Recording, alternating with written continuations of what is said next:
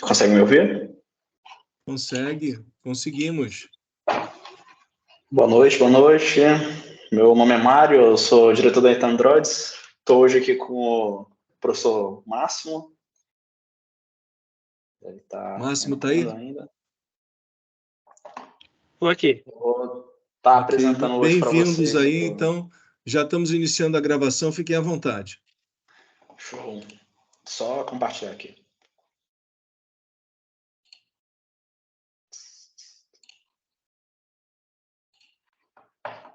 Pronto. Conseguem ver a apresentação? Sim, pode iniciar.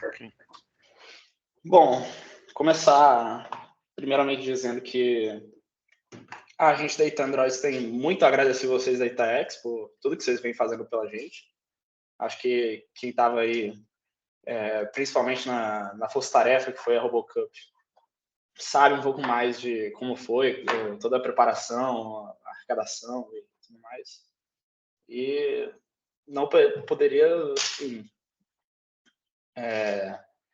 deixar de fazer essa menção, né? Bom, a Ita Androids é a equipe de robótica do Ita. A gente trabalha construindo robôs. Vou começar aqui falando, na verdade, o roteiro. Primeiramente, explicar um pouco sobre quem somos, falar de como foi 2023 até então, explicar um pouco dos nossos desafios e planejamento para o segundo semestre, falar sobre algumas lições e os nossos próximos passos. Bom, como eu estava falando, né?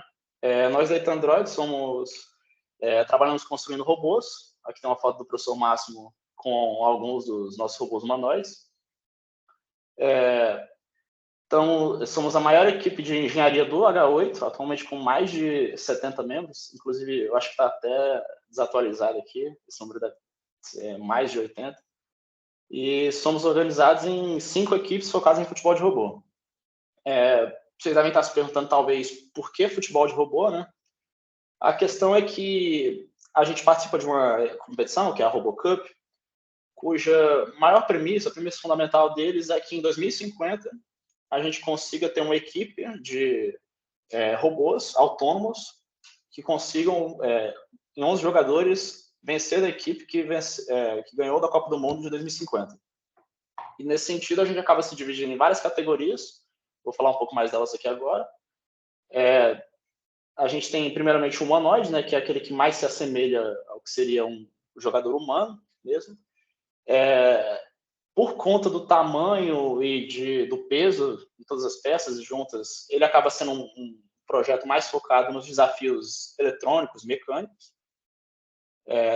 A questão de software dele, identificação e tudo mais, acaba sendo um pouco menos desenvolvida do que nas outras categorias, em questão de cooperação também. No outro lado do espectro, a gente tem também esses dois outros projetos, que é o Very Small Size Soccer e o Small Size League, que são dois robôs, o Very Small Size Soccer, que joga em equipes de 3-3 ou 5-5, já é um jogo mais dinâmico e foca muito mais no trabalho de cooperação entre os jogadores, bem como o Small Size League. Fora isso, a gente tem aqui duas categorias simuladas, que é o Soccer 3D e o 2D, que, como eu expliquei, focam nessa parte de cooperação e já puxam um pouco para resolver alguns desafios de inteligência artificial. A gente usa, por exemplo, nessas duas categorias, aprendizado de máquina para desenvolver as estratégias e a cooperação entre os jogadores. Falando um pouco sobre nossas conquistas, rapidamente. Em 12 anos, estamos aí desde 2012, junto com o professor Máximo, desenvolvendo esse trabalho. Participamos e ganhamos mais de 40 premiações, sendo que a maioria foi de primeiro lugar na competição brasileira de robótica e na competição latino-americana de robótica. Esse ano tivemos a oportunidade de participar da RoboCup pela nossa 10ª vez. E assim como em 2022, nesse ano, em 2023, fomos a melhor equipe brasileira, tanto no Soccer 3D como no humanoide. A gente já destaca também no mundo acadêmico. Isso faz notar, até porque tivemos mais de 46 publicações científicas nesses últimos anos, Apresentamos até algumas no simpósio, vou falar um pouco mais depois. Mais de 60 trabalhos acadêmicos desenvolvidos, entre ICs, trabalho de graduação, pós-graduação, doutorados, e dentre alguns deles foram premiados com prêmios de melhor TG, melhor trabalho de doutorado aqui no ITA. Bem, falando sobre como foi 2023 até então, desde a última apresentação, eu imagino, acho que as grandes ocasiões assim, que pode citar é que concluímos o treinamento básico e já alocamos os novos membros do PS do início do ano nas categorias. Treinamento básico que eu digo é de computação, eletrônica e mecânica.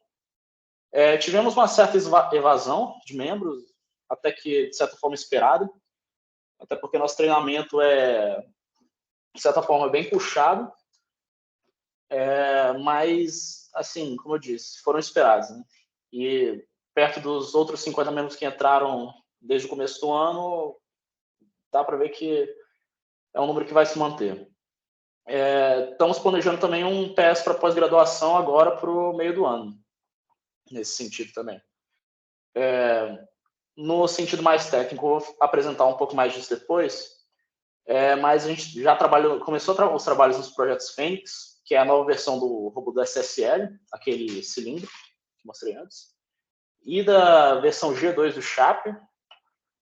Já tivemos algumas aprimorações para RoboCup, mas provavelmente as versões finais, se tudo der certo, estarão prontos para LARC, apenas que vai ser em outubro. Demos início também aos treinamentos avançados de controle, processamento de sinais e inteligência artificial, né, que são pontos muito importantes para a iniciação dos membros novos nas categorias, né, para realmente começar os trabalhos mais a fundo. E vou falar um pouco também sobre a nossa participação na RoboCup. Bom, como é que foi a RoboCup, né? De 4 a 10 de julho, em Bordeaux. Acho que quem deve ter acompanhado aí sabe um pouco melhor como foi. Uma loucura, cada dia mais desafios do que o outro, mais euforia. Ao todo levamos 11 membros, né, e competimos em 4 categorias. E, pô, é uma honra simplesmente ter participado dessa maior competição de robótica do mundo, sabe? A gente faz todo o nosso trabalho todo ano, normalmente com esse foco, né, de chegar na RoboCup, dar nosso melhor e conseguir um resultado legal. E falando em resultados, trouxe aqui alguns dos resultados em comparação com o ano passado. A princípio, o humanoide, ficamos no top 8, e esse ano conseguimos manter essa colocação, sendo que nós somos, assim, novamente, a melhor equipe brasileira. No SSL, ano passado ficamos em 7, esse ano, assim, equivalentemente, ficamos no top 8 também. E a grande melhoria foi que tanto na simulação 3D e 2D, nessas duas categorias, a gente conseguiu melhorar um pouco nossa posição. Hoje somos, então, podemos dizer assim, a 4ª melhor equipe do mundo em simulação 3D. Ainda temos muito a melhorar, mas já é um número interessante. E a 10ª em simulação 2D, no caso. Participamos também do simpósio, apresentamos 3 artigos. Esse aqui é o Davi Muniz, apresentou um artigo sobre aprendizado por reforço, onde ele classificava algumas formações de robôs, né, para a categoria, no caso, do 2D, simulação 2D. Os outros 2 aqui são artigos relacionados ao humanoide, dentre os quais um foi até o professor Máximo que apresentou. Quanto a cronograma até, eu trouxe aqui o último Gantt chart só para deixar um pouco mais claro. A gente conseguiu atender bem ao que tinha sido assim, proposto pela equipe, no caso. E em questão financeira, trouxe aqui um certo resumo. Ao todo foram por volta de 140 mil entre entradas e saídas do caixa. Sim, novamente, reitero o agradecimento para a Itaex, porque dá para ver que foi, tanto direta quanto indiretamente, a nossa maior fonte de pagamento, né, para todas as nossas despesas. Até em especial para a vaquinha, que sem vocês, sem o apoio na divulgação, a gente não teria alcançado toda essa quantia. Aqui deve estar um número diferente desse aqui, mas é por questão de taxas. Mas, mesmo assim, já é uma quantia que nos ajudou, representou por volta ali de quê? 25%? Então, foi ótimo ter esse apoio nesse sentido. Bom, agora eu vou passar um pouco para falar dos nossos desafios para o próximo semestre. Começando pelo SSL, eu tinha citado o Projeto Fênix. O Projeto Fênix é, na verdade, a segunda geração dos robôs do SSL. Dentre muitas melhorias, acho que as principais são no sentido de melhorar a placa, a mainboard e a kickerboard, que é uma segunda placa que fica aqui por volta da parte onde chuta, né? E também melhorar o firmware. No caso, o firmware das duas placas chegou a ser implementado, as melhorias, só que não deu tempo de validar para a RoboCup. Então, nesse sentido, para o ARC, a gente espera conseguir validar todas essas melhorias, tanto na firmware quanto no próprio software, né, em questão de estratégia e planejamento de jogadas. Nesse caso, como eu falei, né, precisamos terminar a validação até a ARC, que é em outubro. Para o humanoide, um outro desafio é que também estamos tentando reestruturar, reimplementar algumas features, né? Em questão de mecânica, está rolando o planejamento de um novo torso, a gente espera que tudo fique pronto para a LARC. Em questão de código, isso é questão de todo ano, mas é sempre bom reiterar que a gente tem que ficar se reestruturando, né? O código, no caso, para sempre se adequar às novas convenções de código, às novas APIs e tudo mais. Até em questão falando de código, uma melhoria até que foi um dos artigos apresentados pelo professor Máximo, é a questão de localização do robô, que foi implementado um algoritmo mais robusto para detectar a posição da bola e localização do robô, nesse caso, em relação aos outros pontos do campo. Sobre as outras categorias, a gente tem também na simulação 2D como objetivo, né, o aprimoramento do comportamento dos jogadores, em passes, em ações de bola, né, no caso, para melhorar a cooperação entre os jogadores, e finalizar também a infraestrutura de otimização de parâmetros no Intel DevCloud, né, que é uma nova plataforma que estão usando para assim, otimizar os nossos processos, assim, nossos trabalhos com aprendizado de máquina. Além disso, no sentido de melhorar a gestão de conhecimento, está acontecendo a gravação de algumas videoaulas para ficar para os novos membros que até já entraram e estão participando da categoria. No 3D simulado, melhorias na rede neural para definir melhor quem vai disputar a bola em cada ocasião. Implementação de alguns behavior tree para tomada de decisões e treinamento de política para melhorar o movimento de ficar em pé. Sempre bom notar que o simulado 3D, embora sim, seja simulado, a gente mexe muito com inteligência artificial e tudo mais, cooperação, ele é ali algo que eu poderia dizer que seria meio que a versão simulada do próprio robô humanoide, né? Então, os dois desenvolvimentos estão bem ligados. Por fim, no VSS, a gente está trabalhando muito nos últimos meses na implementação de novas estratégias, né? Estratégias mais diversificadas, como atacar com 3 atacantes, ou como fazer o goleiro sair do gol, e em questão de controle também, para até fazer um melhor uso do nosso robô, que é um já é o top 1 do Brasil. Queremos melhorar o controle para altas velocidades, que é um problema que a gente vem sofrendo nas últimas competições. Bom, um outro desafio foi que no pós-pandemia a gente teve um aumento nos custos de logística e nas operações e perdemos alguns patrocinadores por causa disso. Tivemos uma alternativa, nesse caso, que foi remanejar um pouco de verba entre os orçamentos, só que isso implica que vamos ter de lidar com um menor orçamento para lá, um orçamento inicial, no caso. Falando sobre a LARC em específico, vai acontecer esse ano de 7 a 12 de outubro, em Salvador. Assim, para a gente, é o nosso ponto auge, por assim dizer, onde o trabalho... São os dois pontos focais, né? A RoboCup e a LARC, pontos focais da equipe, né? Os preparativos já estão em andamento, tanto os preparativos técnicos, isso já desde o começo do ano, quanto os preparativos logísticos. Acho que o professor Máximo pode falar um pouco mais sobre isso depois. Mas quanto ao planejamento, trouxe aqui o Gantt chart. Em questão de seleção dos membros, a gente já está com isso em processo, a gente pretende finalizar talvez até o começo da semana que vem, para já partir para a questão de autorização com o ITA e o CPUR.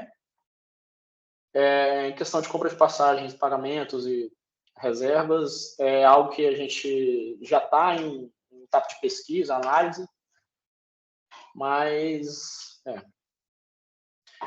trazer um pouco também das nossas lições aprendidas aqui até hoje, sobre gestão de conhecimento, acho que isso é sempre bom dizer.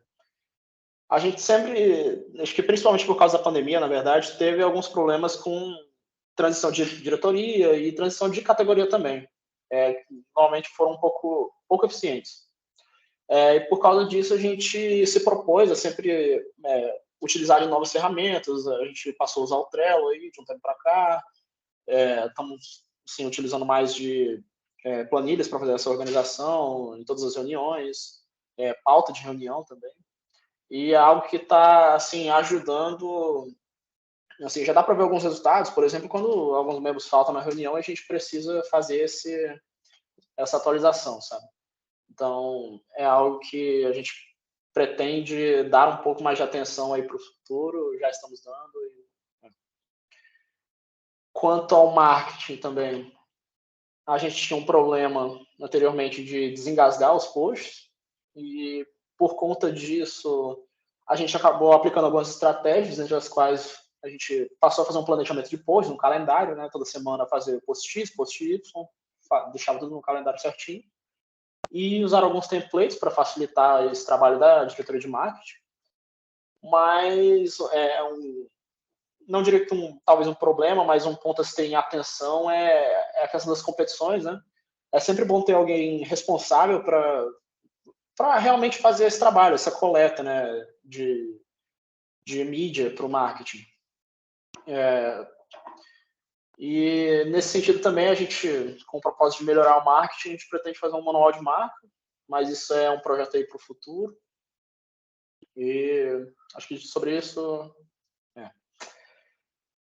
Quanto aos próximos passos, bom, só recapitulando o que eu já falei, temos aqui prosseguir os preparativos logísticos para a LARC, concluir os preparativos tanto no projeto Fênix quanto no CHAP G2 e os das outras categorias também, e continuar otimizando os processos internos. Esses são, diria que, nossos 3 pontos focais agora para o segundo semestre. Bom, gostaria de agradecer, está aqui nossas redes sociais, nosso site, Instagram e o LinkedIn, e passo a palavra para vocês, se tiverem alguma dúvida. Foi isso. Aceita Androids. Obrigado, Mário. Parabéns pela apresentação. Parabéns a toda a equipe. E, Máximo, vejo você aí, né, conosco. Obrigado, viu, Máximo? Parabéns. Eu acho que, de repente, você podia dar uma palavrinha também aí, aproveitando que estamos todos aqui, falar um pouquinho aí sobre a equipe, as conquistas. E uma coisa que é difícil, às vezes, nós mensurarmos é o tamanho do êxito, né? O tamanho do êxito, o que significa o êxito da equipe nessa, por exemplo, na RoboCup ou em outras competições. Quando a gente fala dos desafios de competir contra, muitas vezes, equipes com pessoal de doutorado e mestrado, né, de outras universidades, ou então super, né, com financiamentos muito maiores que os que a Ita Android consegue e com outras facilidades e apoios. Queria que você falasse um pouquinho desse desafio e do tamanho do êxito, o que isso significa. Beleza, então eu vou falar aqui rapidinho para também não tomar o tempo demais de vocês. Então, mais uma vez conseguimos ir para a RoboCup, né? Graças a Deus, como eu falo, é sempre importante a gente manter esse ciclo de participação nas competições. A gente tem feito isso desde 2012, acho que a única que a gente não foi de 2014. Então, é muito bom a gente estar mantendo sempre participando das competições, sempre evoluindo, né? Sempre, como eu falo, as equipes que ganham o Mundial são equipes que são muito maduras, né? São equipes que têm 15 anos de RoboCup e se desenvolveram ao longo desse tempo. E como o Mulayas falou, muitas vezes equipes que são várias pessoas de doutorado, pessoas com maturidade muito maior, com um orçamento muito maior, que em vez de levar 4, 3 pessoas por categoria, como a gente consegue levar para o Mundial, leva 10, 15 pessoas. Então, é difícil realmente competir. Mas a gente vê que a gente vem progredindo, né? Então, como o Mário mostrou, em todas as categorias que a gente participou, a gente progrediu em relação ao ano passado. E, às vezes, isso não se reflete tão claramente nos resultados, né? Porque, por exemplo, o humanoide, você olha lá e vê top 8, né? Você vê, o humanoide parou nas quartas de final. E o humanoide parou nas quartas de final desde 2019. Aí você acha, não está progredindo, mas na verdade está, entendeu? Cada ano a gente chega lá e tá melhor, entendeu? Acho que, por exemplo, esse ano, entre todas as equipes que estavam lá, eu diria que umas 5 equipes realmente tinham um robô que andava bem, que ia até a bola, que jogava, e a gente era uma delas. Então, assim, a gente vai progredindo, mas às vezes para isso se mostrar um resultado na competição, às vezes demora, né? Porque o time que a gente tem que ganhar é um time muito forte, então demora alguns anos até a gente ganhar essa maturidade. Mas com certeza é sempre importante estar participando das competições. E agora o foco vai ser a competição brasileira, em que historicamente a gente tem conseguido bons resultados. Então a gente vai nessa pressão aí também de continuar mandando bem, né? Continuar pegando os top 3 aí nas categorias. E quem sabe o nosso Small Size, que é a nossa categoria mais nova, também ganhar um top 3 na competição brasileira, que é uma coisa que a gente ainda não conseguiu.